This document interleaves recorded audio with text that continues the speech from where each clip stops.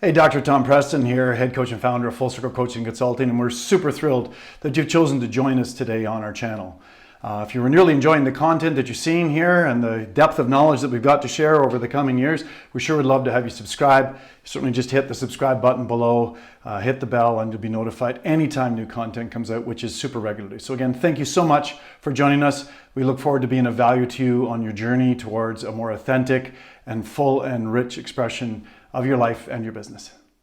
Hey, Dr. Tom Preston here with you, and ho ho ho and Merry Christmas, Happy Holidays, all of that stuff. This is obviously a video that we're doing that is temporal or time bound, towards the holiday season. But we have many clients who ask us, hey coach, what should we do with our office hours over the holidays? And I want to talk to you about that today in today's video. Literally some great ideas that made a big impact in my practice, my life, and many of the hundreds of clients we've expressed this to over the years.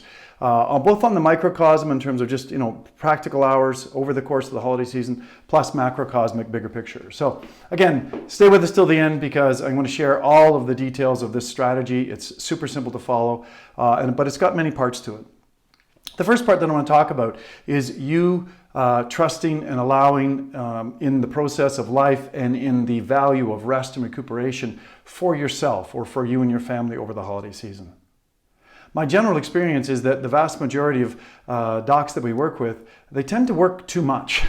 They don't actually follow their own advice many times, and they don't walk their talk relative to giving advice to practice members to take it easy, to slow down, to smell the roses and so on. And then they're working crazy numbers of hours per week and crazy number of weeks per year.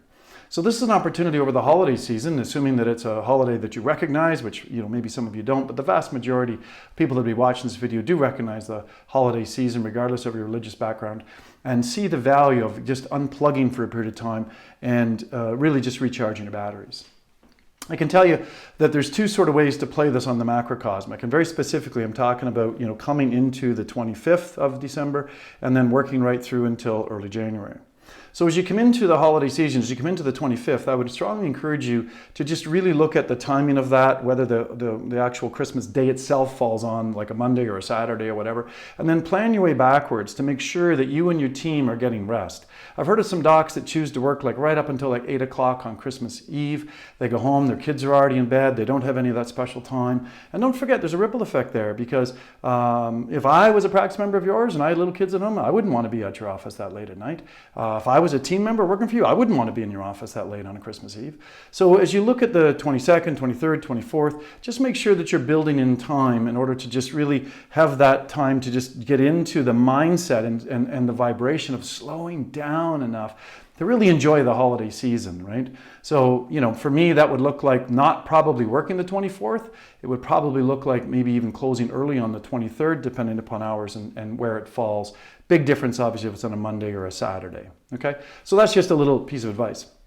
Obviously, for most of us, you're going to be taking the 25th and 26th off. And I would even encourage you to look at the 27th, 28th, 29th, and into the 30th. Look at that and decide which of those days, depending upon which days of the week they fall, and so on. Don't be afraid to change your office hours. If those days work out to be like a Tuesday, Wednesday, Thursday, and you usually take Thursdays off, maybe that's a week where you want to actually work a part of a Thursday. Okay. My experience with it is to say that you want to have open office hours because there are people that are dealing with chemical, physical, mental, emotional stresses. They could become subluxated. They could need their nerve systems, synthesized, streamlined, adjusted in order to increase their ability to adapt and enjoy their holiday season. So that's definitely a factor of why you might choose to stay open, right?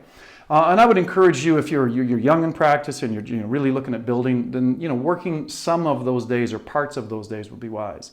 A huge fringe benefits to being open between Christmas and New Year's is the fact that you get to see some of the people that you might not ordinarily be able to see.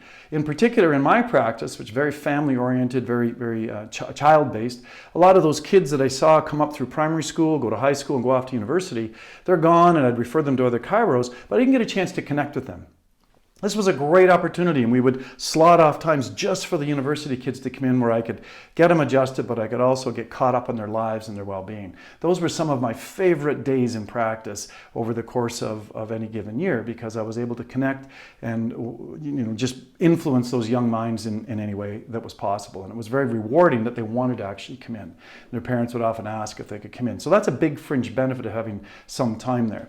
What I'm a big advocate for, though, is to really not focus on extended appointments or new patients during that time. I would often come in and do, like, say, 3-4 hour shifts during those days between the 27th and the 30th, taking the 31st off to get ready for the New Year's festivities. And I would work a 4-hour shift, and I would just adjust.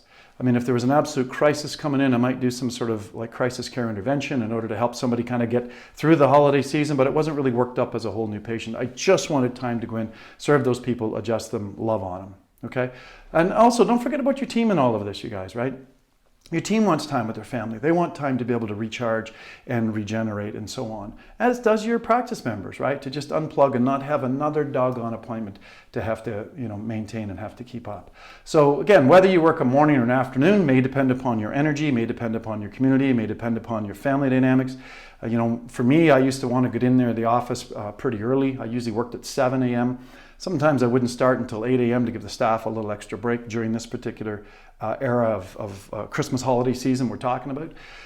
We'd maybe be done at noon so that they had the whole afternoon with their children, with their families, as did our practice members and stuff, right? So again, I'm kind of more of a morning energy guy. If you're not, that's okay, do an afternoon, but just decide where it is. I would not encourage it to be a time where you just like slugged and ground it out and stuff, right? It's recharge time.